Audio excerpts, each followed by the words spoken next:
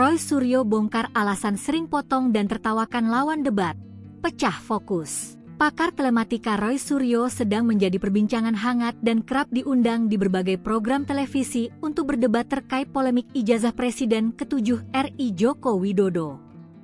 Saat berdebat, Roy Suryo mengaku dirinya sering memotong pembicaraan lawannya. Selain itu, ia juga kerap menertawakan lawan debatnya yang sedang mengutarakan pendapatnya. Roy Suryo mengaku memiliki alasan tersendiri melakukan hal tersebut. Ia menegaskan hal tersebut ia lakukan agar konsentrasi lawan debatnya terpecah. Roy Suryo menegaskan hal tersebut adalah teknik untuk memecah konsentrasi lawan debatnya. Mantan Menteri Pemuda dan Olahraga itu tak menampik cara tertawanya mengganggu konsentrasi lawan bicaranya. Lebih lanjut, Roy Suryo mengaku pernah menyelidiki rekaman mantan Presiden B.J. Habibie dengan mantan Jaksa Agung Andi Ghalib.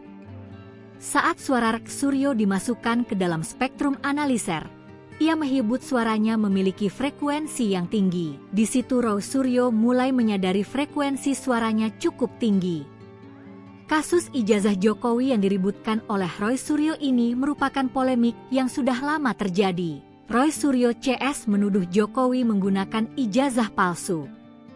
Tuduhan tersebut sudah muncul sejak 2022 dan terus bergulir hingga kini, meski Jokowi dan pihak kampus terkait sudah menegaskan keaslian ijazahnya.